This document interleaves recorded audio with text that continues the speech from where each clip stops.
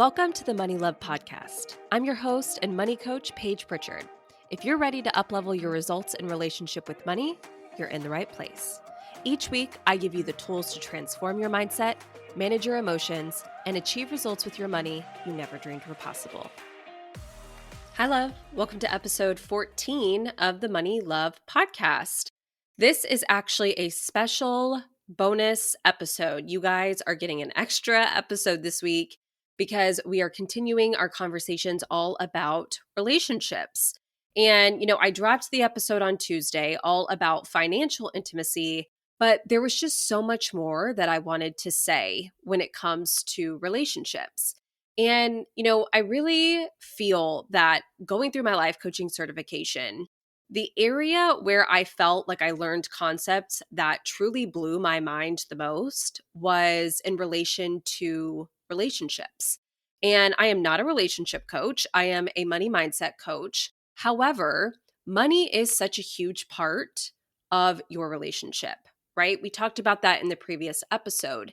And I feel like, I said on Tuesday that so many of you are experiencing so much pain and suffering right now in your relationships when it comes to money, but there's also a lot of other factors at play.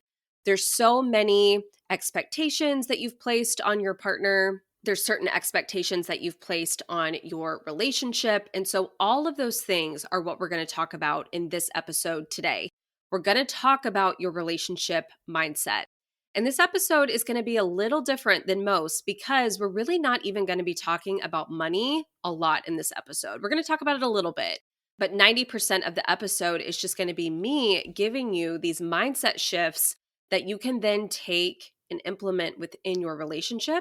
And I also want to be clear as well that you can implement these tools in any relationship that you have. If it's a relationship with a parent or a friend or a coworker, it really can be applied everywhere. We all obviously have many relationships in our lives that are going to vary in levels of intimacy and connection and conflict. But the relationship that you have with your significant other, fiance, partner, spouse, wherever you guys kind of are in the relationship, is the relationship in our life that for most of us is the most intense in all of these areas. Most intense in intimacy and connection, but can also be the most intense in conflict. It's the most intimate and connected relationship that we have, but it can also be the most painful and contemptuous relationship that we have as well. Now, many of us come into our relationships putting an enormous level of responsibility and frankly burden on the other person to love us, to fulfill us, to make us happy, to meet our expectations. We come in with so many rules, so many guidelines that the other person has to follow.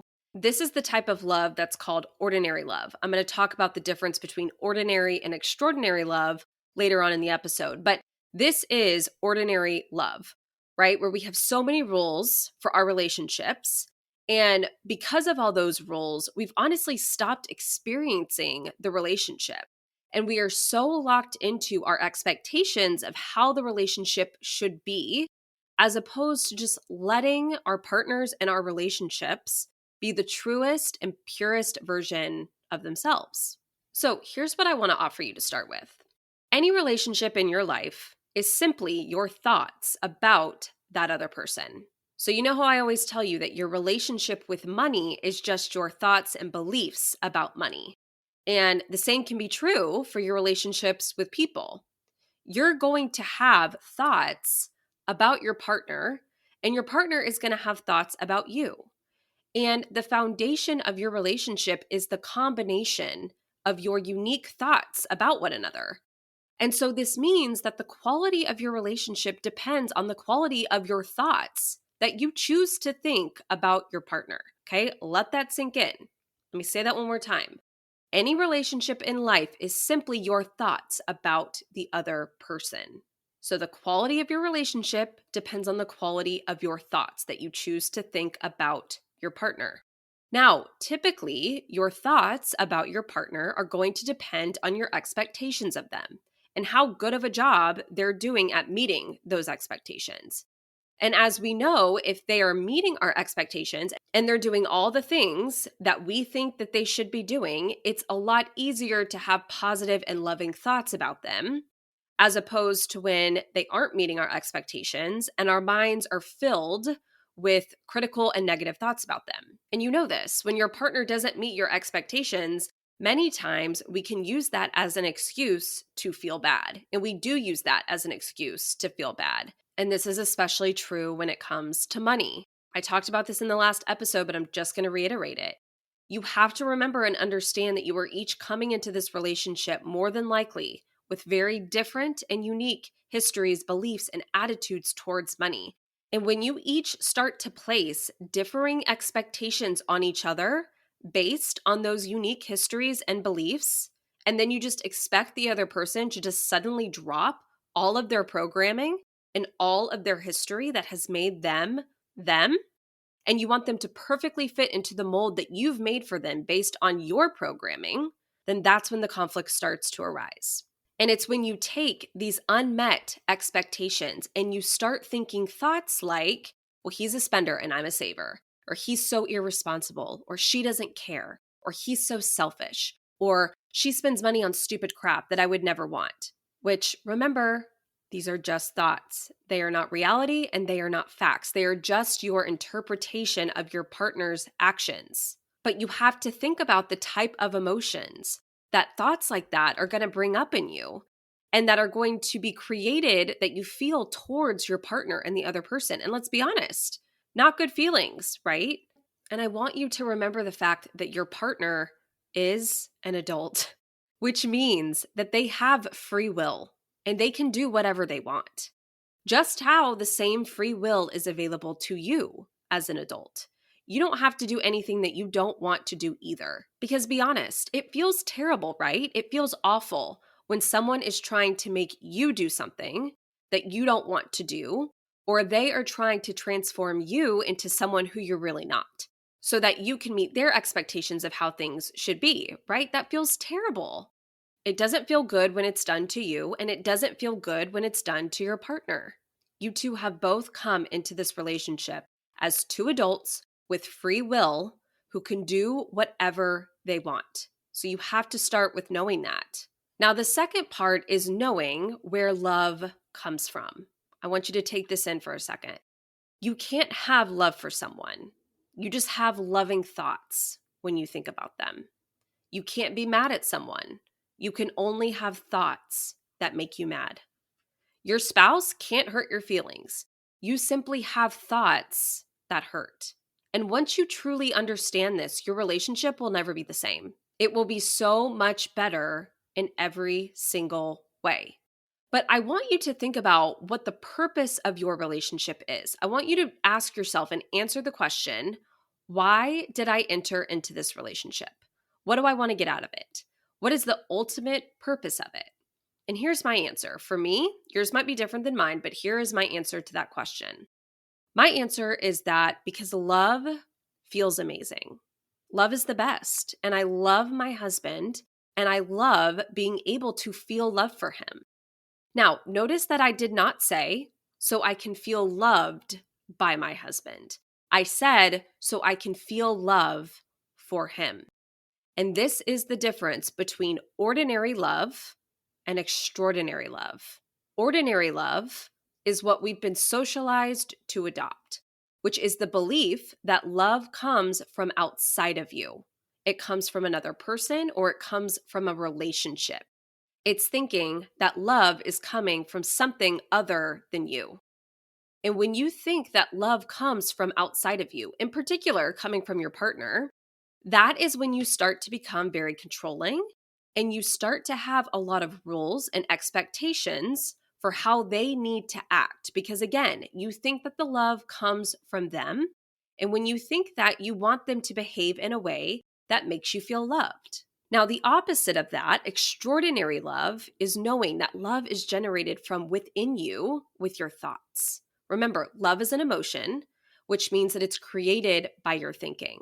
So this difference between ordinary love and extraordinary love is a total paradigm shift and is a game changer. But ordinary love is just a very common misconception in the world that we live in. When we think about love, here's what we think. We think that when we feel love for somebody, that the love like jumps out of us and goes into the other person. So by us choosing to love them, we are making them feel good and feel loved. So we think that when we feel love, it benefits the other person. But that's not how it works. When you are feeling love for your partner, the only person that the love is benefiting directly is you. Think about this. The emotions that you feel towards your partner, the love, the admiration, or even the frustration or the disdain at times, your partner doesn't feel your emotions. The only person that gets to feel your own emotions is you. Your partner is going to have their own set of thoughts that create their own unique emotions. And so if your partner is feeling love, the love isn't coming from anything that you've done or that you've said to them. It's coming from their own thoughts about the actions that you've taken in response to feeling love. Now, a really interesting way to think about this is the love languages, right? The 5 love languages, it's very well known. But when you look at this, I think that you can see that it's absolutely true. So I'll give you an example with my husband and I. My love language is acts of service, both in giving and receiving. And so when I'm feeling the emotion of love, the actions that stem from that emotion for me is that I want to do things for people that I know are going to make their lives easier. And when people do the same for me, that causes me to have thoughts about those actions that generate a lot of love inside of me. Now, the other love languages, words of affirmation, gifts, quality time, not so much. Those things don't really do anything for me. They don't really make me feel super loved. Now, take my husband. Acts of service, which is the top for me, is actually at the bottom of the list for him. Okay, he's the complete opposite. And so this used to cause so much frustration and pain for me because I would run myself ragged doing all the things, all the acts of service for Ryan in an attempt to make him feel loved, right? And I honestly thought, again, ordinary love, I had bought into ordinary love, and I thought that by me just doing the acts of service for him, that me just doing those things was just going to like shoot love into his body. But I would do all those things to make him feel really loved. And then he would just be like, thanks. And I would be so frustrated because I could tell that it didn't make him feel loved at all. And it's like, why? Why is that? Now I know. And now that I understand this concept, I can see that by me doing the acts of service, it doesn't just shoot love into his body. It just doesn't jump from me to him, because his emotions of love are created from within him by his thinking about the circumstances. And when I realized this, it was like a light bulb moment. It made so much sense to me. I can see now that because of his thinking, his mindset, his beliefs about the things that I did for him were totally different than my thoughts and my beliefs, which is why they weren't generating the same emotions of love, and we felt really disconnected. Now, when we spend quality time together or when we have, an in-depth conversation about our relationship and he's able to receive those words of affirmation, Ryan will tell you that he's feeling very loved. But again, it's not from the quality time or the words of affirmation, it's from the thoughts that come from those things. And so one day I just came to the realization and I was like, what if I do all of these acts of service for Ryan? Not for what they're going to create within Ryan or how they're going to make him feel, but because of how it feels to me, because it feels amazing to me. And isn't that a good enough reason to do it? Because I want to give myself the gift of love that I feel when I do those things. Even if it doesn't make him feel loved, it generates the feeling of love within me. And when I know that, I can strip away all the expectations for him to respond in a certain way to the acts of service that generate love within me. Listen, it is absolutely possible to have unconditional love for your partner. Unconditional love is not only reserved for saints, okay? It is an option for anyone who wants to feel amazing. So many of you are in so much pain within your relationships, especially with money, because you aren't taking ownership of where your emotions are coming from. You have so many expectations that you have placed on your partner that you think they aren't living up to. And as a result, you have intentionally chosen not to have unconditional love for your partner because you think they don't deserve my love, or they haven't earned my love, or they shouldn't get to feel my love. And guess what? Congratulations, because they don't. They don't feel your love. The only person feeling that disappointment, the only person feeling that disconnection or that annoyance is you. Now, the actions that stem from that, if you act on those emotions and you yell at them or you ice them out, then yes, of course, they will experience the result of your emotions, but they're not feeling your emotions. And that's a very important and clear distinction. So I want to challenge you to do this. I want you to work on having and practicing unconditional love for your partner, but don't do it for them. Do it for you. Because I believe that when two people can come into a relationship and they can take responsibility for their own emotions and they can remove the expectations of the other person to fulfill their needs, and you both can just come together in love, in happiness, in fun, in playfulness, and just be on this journey together, in my opinion, that's what creates the most abundant and rewarding relationships. And here's a wild idea. What if in your relationship, you just stripped away all of the rules and all of the expectations that you've placed on your partner? What if you just let your partner be exactly who they are and you intentionally chose to have unconditional love for that version of them, not the fake version of them that they have molded themselves into to fit your expectations and guidelines of them, but truly just really loved them for exactly who they are. Again, not even for them, but for you, because you are the one that gets to experience that unconditional love. And unconditional love feels amazing. And here's a bonus. When you can do this, you will see that handling your money and your finances together will become so much easier. You'll be so much more aligned. Your level of financial intimacy will deepen and strengthen to a point that you didn't even think was possible. When you're coming from this place of unconditional love, you get to view your partner from a lens of curiosity and compassion for them rather than criticism. Like we talked about in the last episode, instead of defaulting to I'm right and you're wrong, it's my way or the highway, you can come at it from the view of I love him or her so much. And I know that they probably have a really good reason based on their own thoughts and beliefs and programming that I'm not here to criticize. I'm just here to work to understand it so that we can find middle ground from a healthy and constructive place and go from there. I really want you to start practicing creating love with your own thoughts. And slow down and notice this. When you find yourself feeling love for your partner, I want you to slow down and stop a little bit. And I want you to tap into the thoughts that you're having that are creating that emotion of love. And really take ownership of that extraordinary love that you are creating, that's being generated from within you. Practice noticing where the love is coming from and practice feeling the love. Feel the love on purpose and have awareness that you are the one creating the love.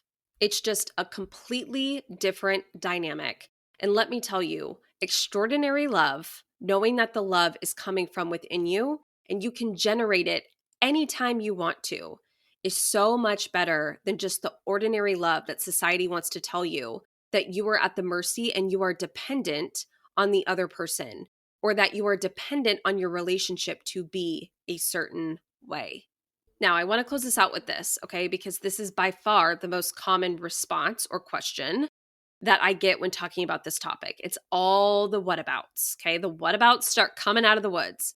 So the question that I get is, okay, well, does this just mean that I should just let my partner do whatever they want and just be okay with anything that they want to do? And so I want to make this very clear distinction. Yes, again, your partner is an adult with free will. They get to do whatever they want. And as much as you think that you cannot control them. That's just the truth. However, you get to decide what types of behaviors and actions that you are going to accept and tolerate in your relationship. And that is where boundaries come in, which I'm actually going to be doing an episode next week, another bonus episode on boundaries next week. So you get to set clear expectations and clear lines to say, if you do X, I will do Y. And you always have the option to enforce and respect those boundaries. But remember, you setting a boundary does not mean that the action of the other person is going to stop. It just means that when they cross a boundary, you are going to enforce a consequence. You also always have the choice if you're going to stay in a relationship or not. You always have the choice to stay, and you always have the choice to go, based on what you want to do in response to what your partner chooses to do. So please don't understand me that while yes, I am saying that your partner can do whatever they want because they're an adult and all adults have free will, that just means that you have to accept it and live with it, especially if you're in danger, if it's unhealthy, if the relationship isn't serving you, if there's, destructive or abusive behavior. You don't. That's not what I'm saying. I'm more so talking about situations, and I think we can all see the very clear, distinct difference. But situations where we are trying to simply make the other person someone that they aren't, and we are coming from an entitled place of thinking that we're right and they're wrong and they should be different than they are. So this week, I want you to practice a couple things. One, I want you to pay attention to the thoughts that you're having about your partner. Some of them have become so ingrained and automatic in your brain that you don't even realize them. You might actually suddenly just start to feel the feeling before you notice the thought. So you might start to find yourself feeling annoyed or frustrated and might not even realize why or what's causing it, but it can always be traced back to a thought. So anytime you're feeling an emotion towards your partner, whether it's love or whether it's frustration, always bring it back to the thinking and the thoughts and the beliefs that are causing those emotions. And next, I want you to practice having unconditional and extraordinary love for your partner. And remind yourself that the unconditional love is really for you. It's not for them, because love feels amazing. It is the best emotion that we get to feel and experience as human beings. I love just looking at Ryan and thinking, I love him so much, and really feeling that pure and purposeful love, but that I always know is coming from within me. Like I said, when you can truly love your partner for just being them, when you can strip away all the rules, all the guidelines, all the expectations, and intentionally choose to have unconditional, extraordinary love for them, when you both can do that for each other, that is when you will start to see your relationship transform and evolve in ways that you never thought were possible. So that is what I have for you on your relationship mindset. So that's all I have for you on this one. Thanks for listening to this week's episode of the Money Love Podcast. If you're loving the podcast, then I want to invite you to join me in the Overcoming Overspending membership. It's where we take this work deeper and apply the concepts and coaching from each week's episode into your own life. By being a member, you have exclusive access to my Overcoming Overspending process, 10 monthly live coaching calls with me, a private podcast, members-only community, monthly money topic and challenge, bonus courses, and so much more. There's nowhere else like it out there to level up your finances and life. Simply go to overcomingoverspending.com to join, and you can enter in the code MLP30 at checkout to save $30 on your first month inside the membership. See you inside.